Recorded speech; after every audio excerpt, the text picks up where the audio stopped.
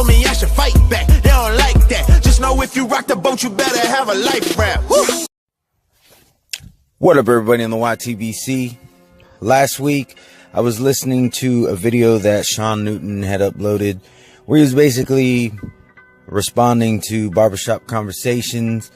The title of the video was Dear Lomachenko Protectors. So that kind of gives you an idea of what the video is all about, especially if you've ever listened to Barbershp conversations.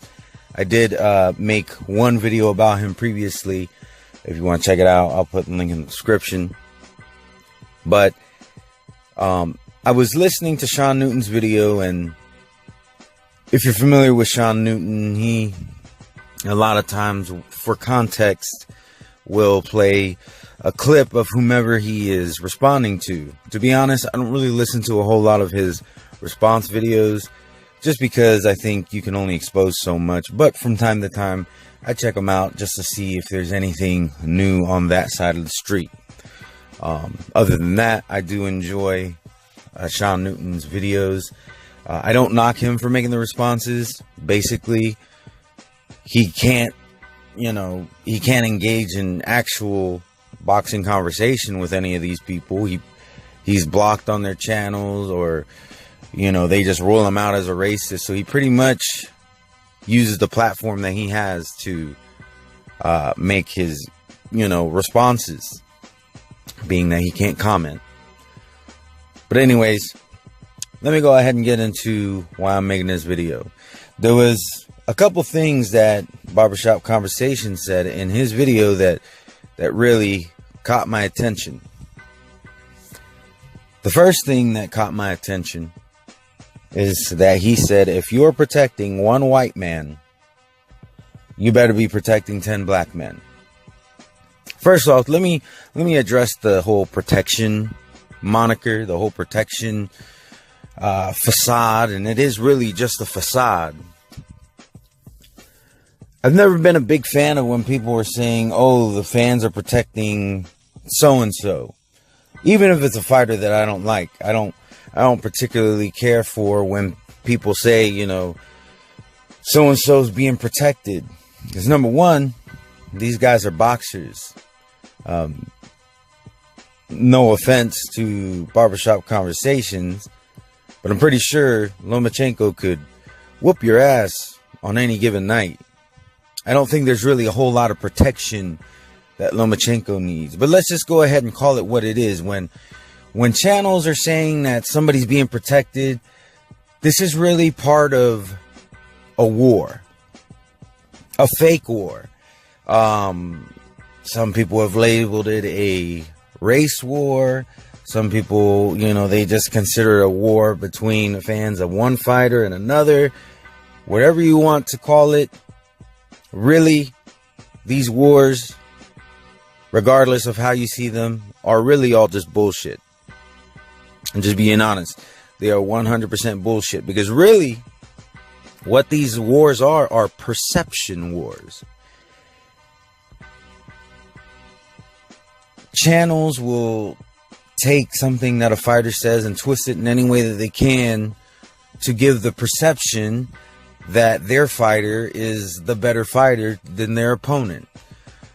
They could take whatever their fighter is saying or whatever the other fighter is saying and just twist things in a way where it's like, see, he's better. My guy's better than your guy.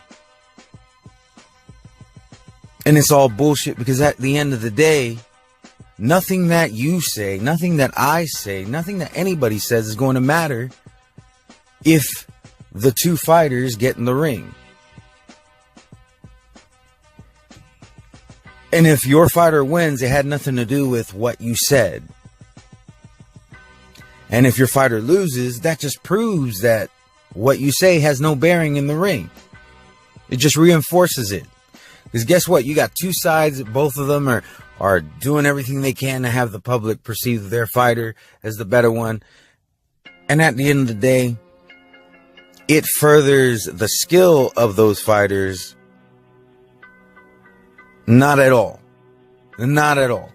So it's just perception wars. It's not exclusive to the boxing community.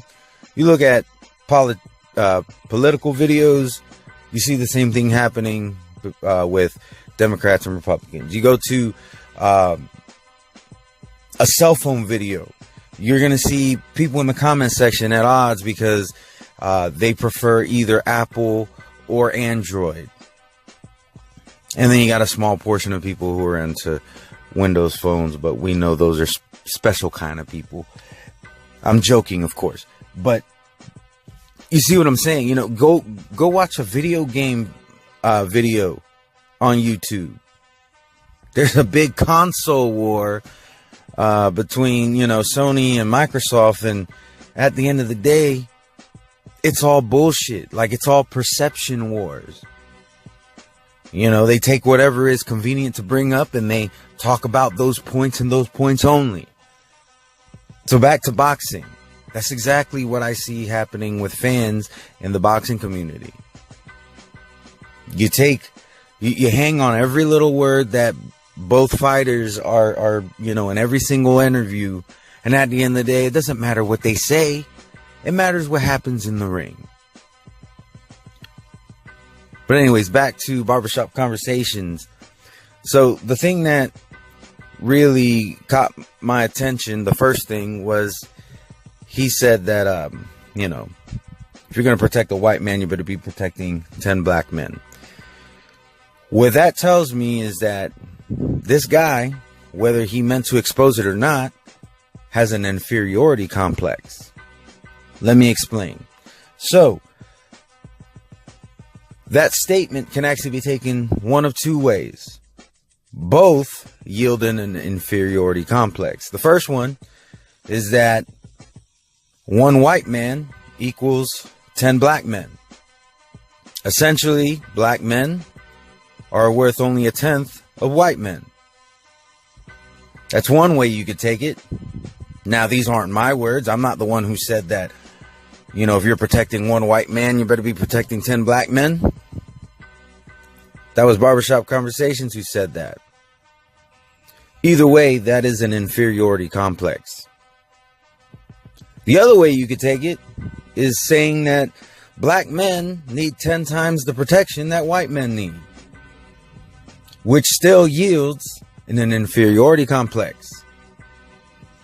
This guy really has some really security issues. He's very insecure. Now, the other thing that he said that I found quite interesting is he said that you don't have the right to protect Lomachenko unless you know him on a personal level. If he's your brother, if he's your cousin, if he's your friend, like you actually know him personally, not just had some back and forth on Twitter, but actually have, you know, maybe spoken to him on the phone, or who knows, maybe ate dinner with the guy.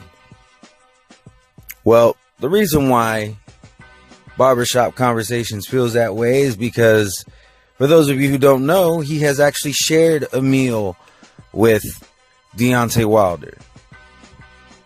So he feels, because he has actually had a meal with him and had an actual face-to-face conversation with him, that he has the right to protect Deontay Wilder. He essentially feels he has a hoe card.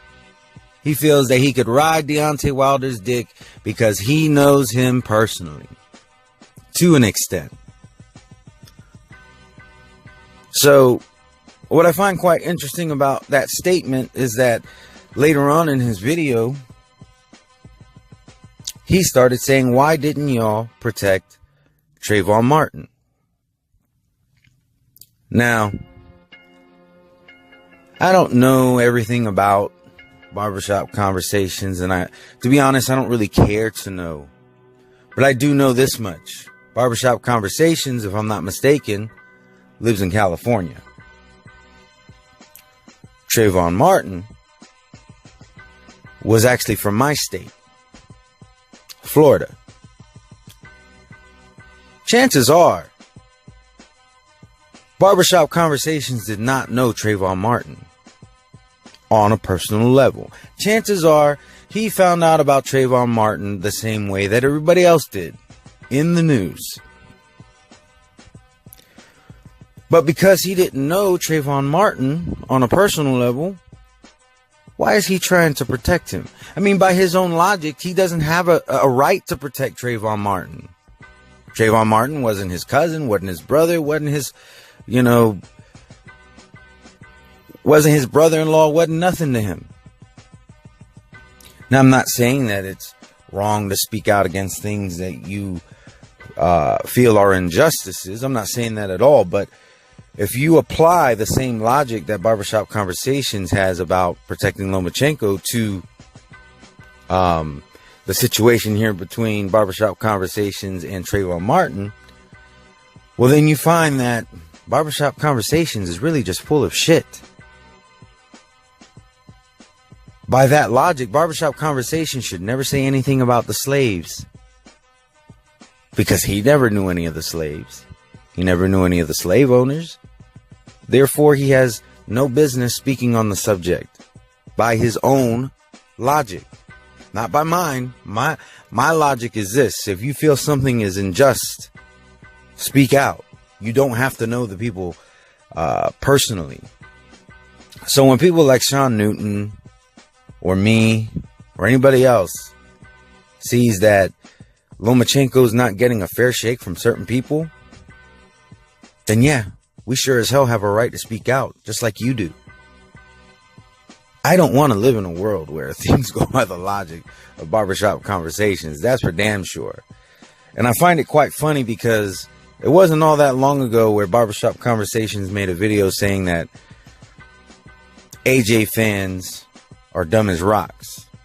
Well, Barbershop Conversations, you brought up Trayvon Martin, but even before bringing that up, you pretty much destroyed your own argument. You pretty much gave anybody an out before you even brought that subject up. So I don't know that there probably are some AJ fans that are dumb as rocks, but it's not because they're AJ fans. But I'll tell you what, I see one Wilder fan girl who not only had dinner with Deontay Wilder, but I'm pretty sure would make breakfast in bed for the dude. He doesn't seem to be the smartest Deontay Wilder fan. And I don't think that's because he's a Deontay Wilder fan. I just think that Barbershop Conversations, he's not only a fucking asshole, but he's a fucking idiot. To my subscribers, anybody watching my videos, or just so happen to stumble on this video, hope you have a wonderful and blessed day. Peace. Undefeated.